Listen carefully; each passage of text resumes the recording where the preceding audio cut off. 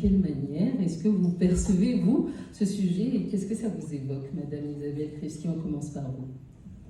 Merci. Alors, moi, je suis donc la direction régionale aux droits des femmes, rattachée au ministère chargé de l'égalité entre les femmes et les hommes. Il y a une direction par région. Et donc, on travaille en réseau avec les différentes régions d'outre-mer, de France métropolitaine, et sous la responsabilité des préfets. Et c'est pas une mission facile. Ça fait 3 ans que j'ai accepté la mission, le job. Mais en dehors de cette vie de directrice régionale, j'ai un vrai métier, puisque c'est pas un métier, directrice régionale. C'est vraiment une mission, une implication, une dévotion, un sacerdoce, parce qu'on se rend bien compte que la tâche est vraiment compliquée. Compliquée parce que, quel que soit le domaine, je dois intervenir sur l'information juridique, là justement, avec la GAV ici présent. On a mis en place des permanences gratuites, particulièrement au milieu rural, et la Guyane est rurale, toute la Guyane est rurale. D'ailleurs, il y a un jaguar qui dormait dans le jardin d'une amie, hier encore. Donc, elle habite pas loin, et le jaguar, il dormait dans le manguier. Donc voilà, c'est rural. Et on doit accompagner les femmes aussi sur toutes les questions de santé, accès aux soins, précarité menstruelle. Mon métier en temps normal, à l'origine, que je continue toujours, c'est que je suis anthropologue et à l'université, et ça fait 25 ans que je vois des étudiants dans une extrême pauvreté, des jeunes femmes qui font leur toilette au robinet le matin avant d'aller en cours, parce que chez elles n'ont pas d'eau courante. Ça, c'est banal, qui n'ont pas de serviettes hygiéniques. Donc on se charge de toutes ces questions. L'accès à l'emploi aussi, parce qu'on ne peut pas parler d'égalité sans avoir une indépendance financière. On aborde la question des violences faites aux femmes, on ne peut pas avoir d'autonomie et d'indépendance et de libération de ce cycle de violence s'ils n'ont pas d'autonomie financière. Donc on les accompagne aussi sur la recherche d'emploi, la formation. Et puis la culture de l'égalité, c'est ce qui nous rassemble ce soir. La culture de l'égalité, c'est comment l'art, le sport, la formation des plus jeunes, la déconstruction des stéréotypes peut nous aider à vaincre le mal. Parce que vraiment, on se rend compte que même le monde artistique, celui qui nous fait rêver, la musique, le théâtre, là on va voir des concerts, on va voir des artistes. Là, ce sont des artistes en réalité qui souffrent. Voilà, la vérité, elle est là. Quand on est une femme, et bien comme dans mon milieu universitaire, nous sommes confrontés exactement aux mêmes difficultés, quel que soit le domaine. C'est-à-dire qu'on ne peut pas, même dans les domaines qui sont majoritairement féminins, en réalité, on est stigmatisé parce qu'on nous dit c'est là que tu dois être. C'est-à-dire que c'est une fausse victoire. On se dit là on domine, on contrôle. Mais on nous dit oui justement, puisque vous contrôlez là, restez-y. Pourquoi vous venez chez nous, marcher sur nos plates-bandes? Donc là, c'est toute une difficulté justement, et la culture de l'égalité est là pour déconstruire les stéréotypes, et on attaque dès le plus jeune âge, dès la maternelle. On commence à déconstruire tous les stéréotypes sexistes. Et j'ai relevé quelques chiffres, parce que là, je me dis non, il y a vraiment un problème concernant l'art. Eh bien, les femmes représentent 60% des promotions étudiantes. 60% dans les promotions, ce sont des femmes. Puis on se rend compte, 65% des écoles de cinéma, 80% pour les principales écoles de formation au patrimoine. Puis après, on a les études, on a les diplômes, on a le bagage, ce qu'il faut. Puis sur le marché du travail, c'est pas ces femmes-là qu'on va retrouver. Là, non, lorsqu'il faut les employer, les embaucher, elles sont victimes de fameux plafonds de verre. Et là, elles sont toujours N-1. Elles sont secrétaires générales. Ça, je prends le rapport du Haut Conseil à l'égalité. Donc, ce sont des chiffres officiels. Elles sont secrétaires générales, elles sont chargées de relations avec le public, chargées de mécénat, chargées de la communication, mais elles ne sont pas directrices. Elles ne sont pas en situation de direction, chargées de mission. Les femmes sont moins actives que les jeunes hommes dans les secteurs de l'art et la culture. Elles sont moins bien payées aussi que les hommes. Elles sont moins aidées aussi. Et elles sont moins récompensées. Donc là, il suffit de regarder toutes les cérémonies, même lorsqu'on fait les catégories après mixtes. Oui, on va faire la catégorie femme, la catégorie homme, d'accord, mais après quand c'est mixte, et bien là, on n'a pas le César de la meilleure réalisatrice. Alors en résumé, les femmes sont partout présentes dans le milieu de l'art et de la culture. Elles sont formées, on est bien d'accord, mais elles sont écrasées par une avalanche de moins. moins actives, moins payées, moins aidées, moins programmées à la télévision, moins dirigeantes, et quand elles dirigent, eh bien, elles vont le faire avec moins de moyens que les hommes. Alors là aussi, lorsqu'elles sont actives, qu'elles sont fortement représentées, par exemple pour le conte, ce qui nous intéresse avec la compagnie Zucuniogno, c'est très féminin.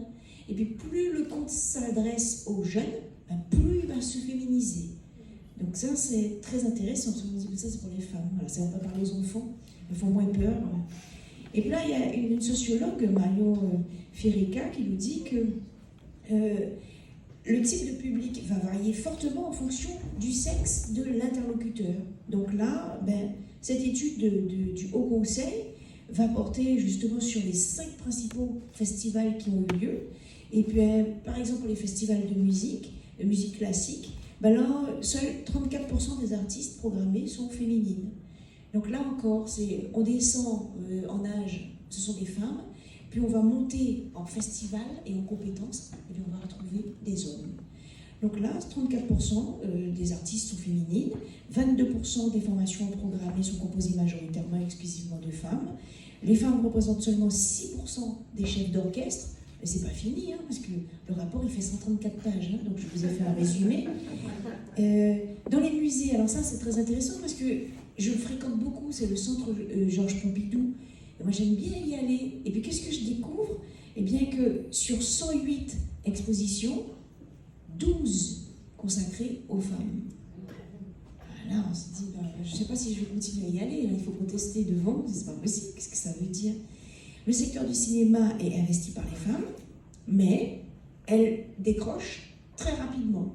C'est-à-dire qu'au bout d'un moment, là c'est trop la galère, j'arrête. Les budgets d'aide à la création sont plus faibles pour les femmes. Tout ça est officiel. Les films sont moins récompensés. Et surtout, on se rend compte qu'il y a un aspect qui est rarement pris en compte, c'est qu'on va parler du talent. Vraiment tout le temps, c'est le don, le talent. Ah, ces hommes sont doués. Et le rapport met bien en évidence que jamais on va tenir compte de l'investissement du temps qu'il faut justement pour faire l'acquisition de ce talent, pour se perfectionner. Pourquoi? Parce que justement, et là on a un bel exemple, parce que nous sommes mamans. Et qu'est-ce que nous devons faire? Nous devons sortir avec bébé. Et puis nous, on ne va pas rester trop longtemps. D'ailleurs, on est déjà devant la porte, parce que c'est l'heure. Alors lorsqu'il y a des festivals, lorsqu'il y a des tournages, lorsqu'il y a des tournées, tout ça c'est hors temps, on va dire, de la semaine. C'est le soir, c'est le week-end, c'est le dimanche, c'est à 22h, ça se termine à minuit, ça se termine à 1h. Les femmes, nous, on va se mettre en retrait. On va rentrer plus tôt et on va quitter le monde artistique aussi plus rapidement, et notamment lorsque le premier bébé arrive. Donc là, restez jusqu'à la fin. Parce que on est là pour déconstruire les stéréotypes. Et bébé ne nous gêne pas du tout. Donc voilà, voilà. Surtout si c'est une fille. Donc elle entend bien tout ce qu'on dit. Alors dans l'art, nous sommes des muses. Ça, voilà la place de la femme. Et d'ailleurs, c'est souvent ça, le réalisateur et sa muse. Donc une femme va tourner beaucoup de films parce qu'elle aura trouvé son réalisateur. C'est la chance. Elle a du travail pendant au moins 10 ans, puis passer 40 ans.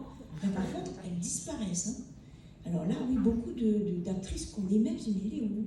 Alors il en reste très peu, passé 40 ans, qui vont continuer à travailler, qui vont batailler ou qui vont carrément réaliser leur propre film, en disant bon, je me mets en scène.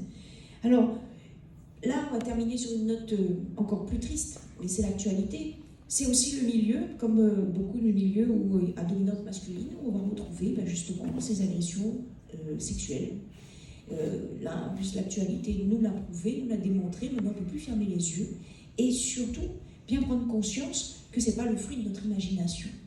On n'exagère pas du tout. Les chiffres sont là, ils le prouvent. Alors qu'est-ce qu'on peut faire? Voilà, par contre, on termine sur cette note positive. C'est justement de travailler ensemble, de continuer à créer ces passerelles, de continuer à en parler.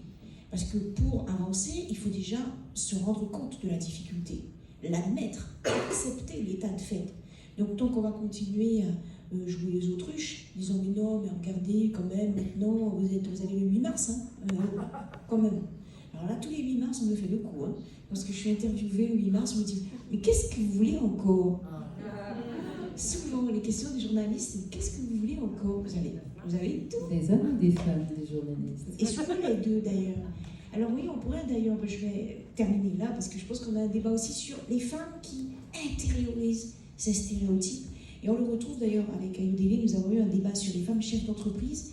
Ben, bien souvent, les femmes chefs d'entreprise se sont obligées de jouer le rôle de l'homme, le stéréotype, hein, un vrai cliché de l'homme chef, agressif, autoritaire, je suis froide.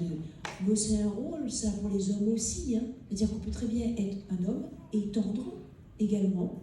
Donc ça, c'est possible. On n'a pas à se conformer à des stéréotypes.